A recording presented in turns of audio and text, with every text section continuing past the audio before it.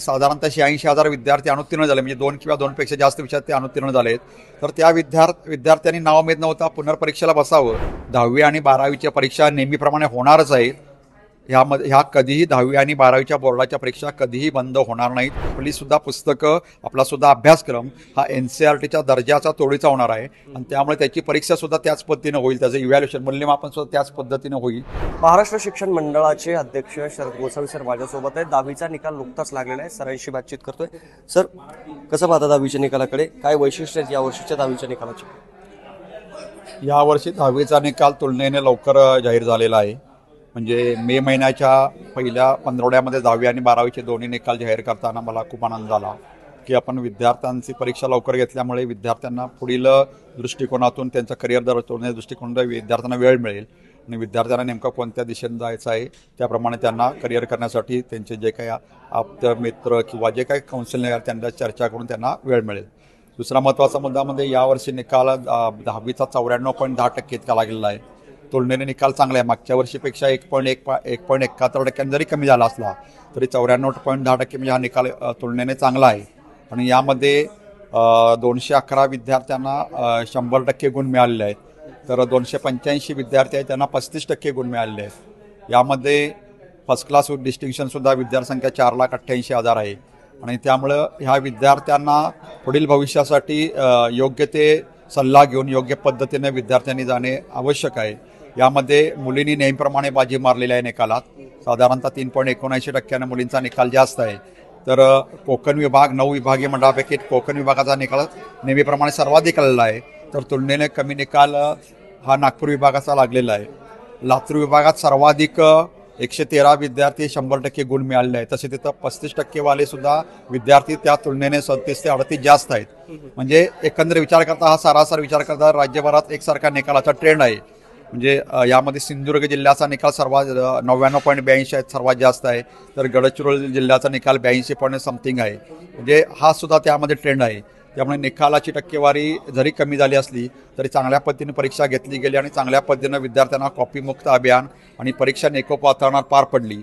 हा सुद्धा एक मुद्दा आहे. आणि चांगल्या पद्धतीनं यावर्षी आपण असा निर्णय घेतला की यावर्षी परीक्षेमध्ये ज्या केंद्रावर गैरमार्ग होतील ती केंद्र आपण पुढच्या वर्षीपासून कायमस्वरूपी म्हणजे 26-27 पासून कठोर निर्णय घेतलेला आहे. तसा आधीच डिक्लेअर केला होता की यावर्षी ज्या केंद्रावर गैरमार्ग होतील तो पुढच्या परीक्षेपासून म्हणजे मार्च 26 पासून ती बंद केली जातील. त्याप्रमाणे त्यांची चौकशी करून त्यांचे निश्चितपणे त्यांना त्यांची ते केंद्र सेंटर्स बंद केले जातील. साधारण किती केंद्र आणि सेंटर आहे ते बंद करायचे? आता यावर्षी 37 केंद्रावर हा गैरप्रकार घडला आहे. त्यामुळे 37 केंद्र आम्ही बंद करणार आहोत. त्याची चौकशी करू म्हणजे त्या केंद्रामध्ये गैरप्रकार होण्यास कोण कारणीभूत आहे. जर तिथे व्यवस्था कारणीभूत असेल तर निश्चितपणे बंद करणार आहे. आणि यावर्षी आपण साधारणतः 18 पासून 24 पर्यंत जे कॉपी केस गैरमार्ग झाले होते त्या केंद्रावर यावर्षी आपण सर्व मनुष्यबळ बदललं होतं. त्यामुळे सुद्धा त्या केंद्रावर चांगल्या पद्धतीने परीक्षा पार पडण्यास आम्हाला मदत पडली. कुठल्या विभागाने सर या वर्षीच्या निकालामध्ये कमबॅक केलेला आहे? कमबॅक म्हणता कोल्हापूर विभाग पुन्हा 2 नंबरला आलेला आहे. मागच्या वर्षी मुंबईचा निकाल बघितला 9 विभागामध्ये तर सर्व विभागाचा निकाल मागच्या वर्षीपेक्षा कमी झालेला आहे. परंतु मुंबई विभागाचा निकाल मागच्या वर्षीपेक्षा 0.2% वाढलेला आहे. जे काही विद्यार्थ्यांना अपयश आलं, तिकीटी लागलेली, त्या विद्यार्थ्यांना काय सांगाल तुम्ही? आता आपल्याकडे अशी पद्धत आहे की 6 विषयापैकी 2 विषयात जरी विद्यार्थी अनुत्तीर्ण झाला तरी त्याला 11वीला प्रवेश घेता येतो किंवा 11वीला प्रवेश घेता येतो. आणि उरलेले जे 2 विषय जो उत्तीर्ण होऊ शकले नाही तर येणारी जून-जुलैची परीक्षा आणि किंवा पुढची फेब्रुवारी-मार्चची परीक्षा 26ची या परीक्षेमध्ये जर त्याने ते दोन्ही विषय सोडवले तर त्या विद्यार्थ्याला पुढच्या वर्षी 12वी जाता येईल. म्हणजे 1 वर्ष वाया जात नाही. असे साधारणतः 32,000 विद्यार्थी आपल्याकडे तिकीटीचे आहेत. आणि जे विद्यार्थी साधारणतः 86,000 विद्यार्थी अनुत्तीर्ण झाले, म्हणजे 2 किंवा 2 पेक्षा जास्त विषयात ते अनुत्तीर्ण झाले आहेत. तर त्या विद्यार्थ्यांनी नाव माहीत नव्हता पुनर्परीक्षेला बसावं. म्हणजे 10वी पास होणे फारसं अवघड नाही आणि 10वी म्हणजे जीवनाचं काही सर्वस्व नव्हे. त्यामुळे तुम्ही पुन्हा बसून ते यश संपादन करा. आणि निश्चितपणे तुम्ही नाव माहीत नव्हता आमचा काउन्सिलिंगचा फायदा घ्या, आणखी अभ्यास करा आणि तुम्हाला निश्चितपणे त्यामध्ये यश मिळेल आणि पुढील आयुष्यात तुम्ही निश्चितपणे यशस्वी व्हाल. आता अशाही चर्चा सुरू व्हायला लागल्यात की 10वीचं जे बोर्ड आहे ते बंद होणार आहे. काय तथ्य याच्यामध्ये? यामध्ये अजिबात तथ्य नाही. NEP मध्ये असं सांगितलेलं आहे 5वी 8वी परीक्षा आता आपण घेतोच त्याप्रमाणे 10वी आणि 12वीच्या परीक्षा नेहमीप्रमाणे होणारच आहेत. ह्या कधीही 10वी आणि 12वीच्या बोर्डाच्या परीक्षा कधीही बंद होणार नाहीत. हे प्रामुख्याने सर्व पालक, शिक्षक, विद्यार्थ्यांनी लक्षात घ्यावं. 10वीचं बोर्ड हे कायमस्वरूपी राहणार आहे, म्हणजे बोर्डाची परीक्षा असणार आहे. परंतु जरी बोर्डाची परीक्षा असली तरी त्यामध्ये भिण्याचं काही कारण नाही. विद्यार्थ्याने चांगल्या पद्धतीनं वर्षभर अभ्यास केला तर विद्यार्थी चांगल्या पद्धतीने चांगले गुण घेऊन उत्तीर्ण होऊ शकतो. आपण आता बघितलं 211 विद्यार्थ्यांनी 100% गुण मिळवलेत. आणि शाळेचा निकाल बघितला आणि बोर्डाचा निकाल तर नेहमी शाळेपेक्षा बोर्डाचा निकाल नेहमी जास्त असतो. त्यामुळे सर्वसामान्य विद्यार्थ्याला सुद्धा पेपर सोडवता येईल अशा प्रकारची पेपरची रचना असते. त्यामुळे विद्यार्थ्यांना नाउमेद नव्हता पुढील परीक्षेसाठी यशस्वी व्हावं आणि पुढील आयुष्यासाठी सुद्धा त्यांनी चांगल्या पद्धतीने अभ्यास करून आपलं आयुष्य चांगलं घडवावं. शेवटचा प्रश्न, CBSE पॅटर्न या वर्षीपासून लागू होतोय. आता 10वी फार जास्त दूर आहे, पण काय फरक पडणार आहे एकूणच अभ्यासक्रमावर, पाठ्यपुस्तक निर्मितीवर किंवा एकूणच विद्यार्थ्यांच्या अध्यापनावर? CBSE म्हणण्यापेक्षा आपण त्याला NCERT अभ्यासक्रम म्हणू. राष्ट्रीय शैक्षणिक संशोधन प्रशिक्षण परिषद म्हणजे NCERTचा अभ्यासक्रम हा देश लेवलला, देश पातळीवर असतो. त्यांचा जो अभ्यासक्रम असतो तो संपूर्ण देशातल्या तज्ज्ञ लोकांनी तयार केलेला असतो. त्यामुळे त्याची व्यापकता आणि त्याचा अचूकता अतिशय चांगली असते. त्याप्रमाणे NCERT पुस्तक तयार करते.